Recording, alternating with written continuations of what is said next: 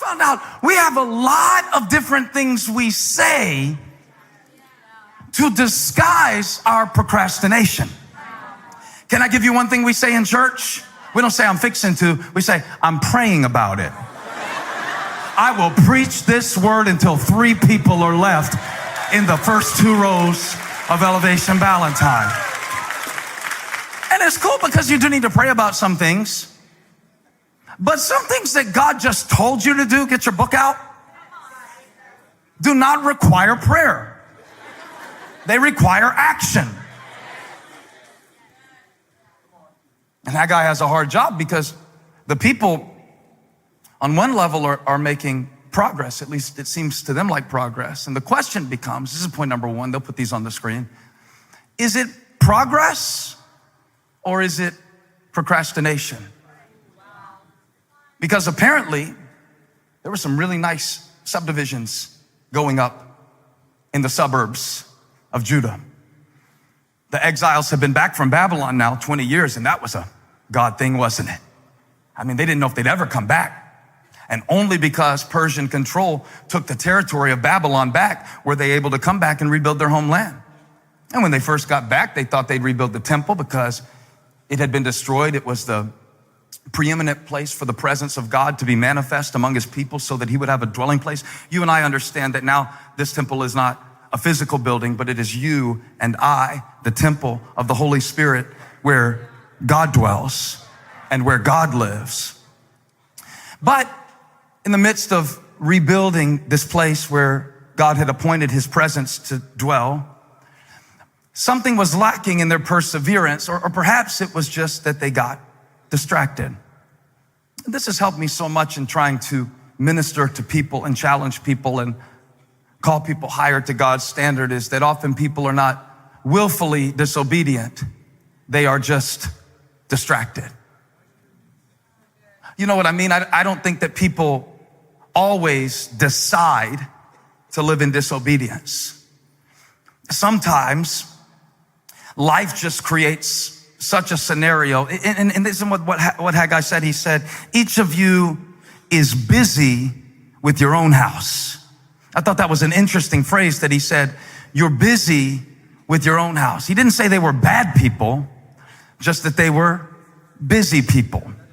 Sometimes you are struggling in your life in ways that you do not understand, but you are not directly discerning the source of the dysfunction, such is the case for the people in Haggai's day. He said, you're disappointed, aren't you? I know you are. It's August. It's the season for figs and grapes and pomegranates. And you planted a lot of seed. But when you went to get the harvest, it was only half of what you expected.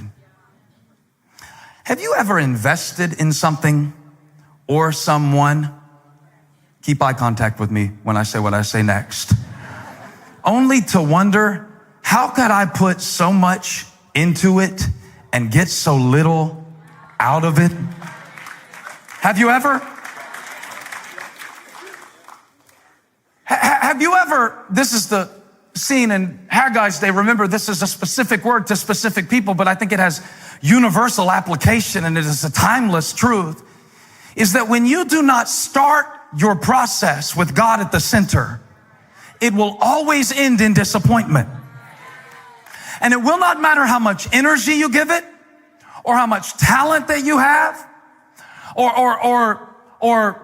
how sincere you are in your efforts. I'm telling you, man, I have sat with rich people, famous people, people with great status and no satisfaction.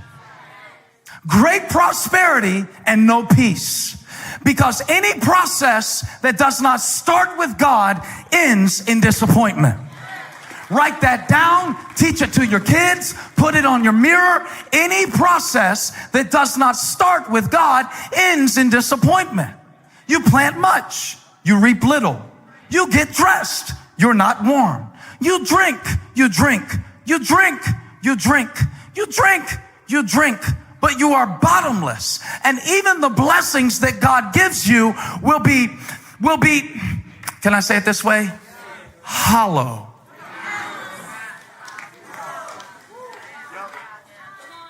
It's a hollow harvest. And while the people were busy building their own houses, busy building their own bodies, busy building their own dreams, busy planning their own future, they neglected the place of God's presence. I was praying about this message. I said, God, I can't preach that. I don't want to make them feel bad. Their lives are already hard enough. And God told me, when I didn't hear this out loud. It's just an impression I have, okay? So let's get that straight right now. But the impression that I got is, if you don't ever make that connection, you will live in a continual state of frustration and wonder, why am I doing so much and receiving so little? Why am I fishing all night and catching nothing? That's what happened to Peter, you know. Fished all night, caught nothing. But the moment he gave his boat to Jesus, his biggest problem was breaking nets. Because God is in charge of the harvest. There is a certain part of success and a certain part of life that you don't control. You can decide how much to plant, but without the cooperation of the elements, it will only grow to be so much. It takes a little while to learn this, that you can do everything in your human strength that you know to do to guarantee a happy life. But there is a certain dimension of life that is outside of your control. Touch your neighbor, say, don't blow it. Here are these people. It's been 20 years. I understand they come back from Babylon. They're really trying to get acclimated to being back in a place that has been so ravaged. They're settling into their towns, maybe 2 years, maybe 5 years, but it's been 20 years. It's been 20 years now, which is a significant number for me. Let me tell you why. This summer, I was going back and watching some of the sermons that inspired me to be a preacher. They're all on YouTube. And it's cool because I don't have to pay for them. I can bootleg them now. And I've long since lost the cassette tapes, but they're all online now. And so I was online watching some of my favorite preachers that were inspiring me as a boy. These were my heroes. I was watching them just to kind of get in touch with 16-year-old Stephen, who used to walk around the block with the Walkman. And I would preach with the preachers. And I would hold an imaginary microphone. I've said too much. Okay. And I was listening to them preach, and I was watching them on YouTube, and I thought, man, these guys look so much older to me. And then I did some math, and I realized that the guys that I used to watch when I was 16 were the age then, right, that I am now. You talk about a broken heart. You talk about a wake-up call. Because see, I still feel like I got all this time. You know, I still feel like we're just getting started. The church is just getting started. I mean, in my mind, this is still the IPO. But it was a wake-up call for me to realize that what they were to you then, you are to somebody now. In other words, you don't have any time to waste. Touch your other neighbor, say, don't blow it. You only got so much time. I know you keep telling yourself one day when, and we're going to get around to it, and I'm fixing to, but you might find yourself one day running out of strength. What is in your heart to do? You better do it now. Shove your neighbor, say, do it now. Cock-a-doodle-doo. This is your wake-up call. That was 20 years ago, man. If we're going to build it, we got to build it now.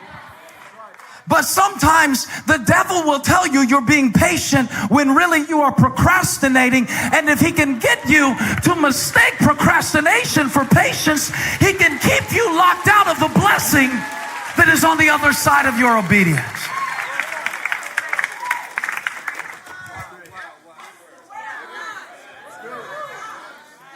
Yes, it's a process. I mean, yes, it takes time, but really 20 years? And after all, Haggai says, it looks like somehow you found time to build your own house. I'm so glad Pastor Mickey taught me that. He beat that into my head. He said, boy, you find time for what you want to do. He said that because I told him I didn't have time to do something he told me to do. He said, boy, you find time for what you want to do. You find time for what you want to do. You find passion and energy. If I could get some of you to apply the same energy to serving God that you apply to sin,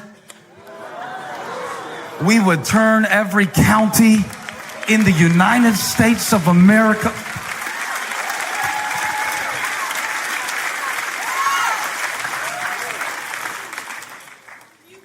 And it looked to them like progress, but the prophet Haggai says, wait a minute. Progress is more than just effort. Progress is effort in the right direction. Consider your ways.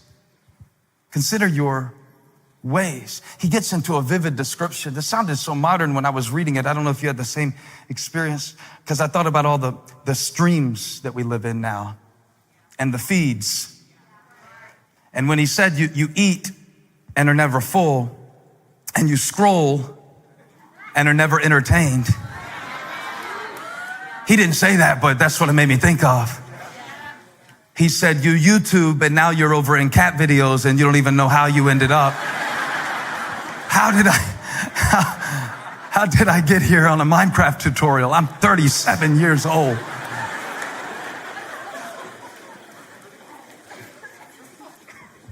And then it gets kind of dramatic. I don't apologize for God's word. He said, when I saw that you were so busy with your own work, when I saw that you were so busy with your own interest, I didn't mind you building your own house. I didn't mind you driving a new car.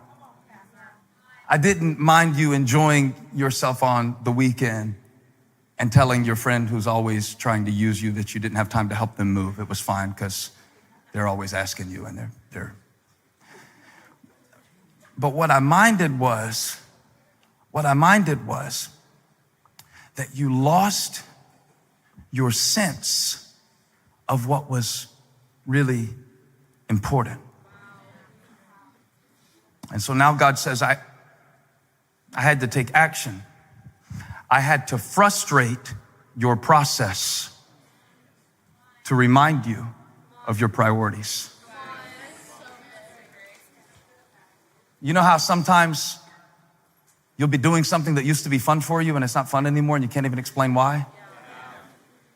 Sometimes that's God sucking the fun out of something that is keeping you from your calling and purpose. Hey, thanks for stopping by my YouTube channel. I hope you were blessed today. If you were, share this with somebody. Like and subscribe and leave me a comment. Let me know where you're watching from, what we can pray for you about. Hope to see you back here again really soon.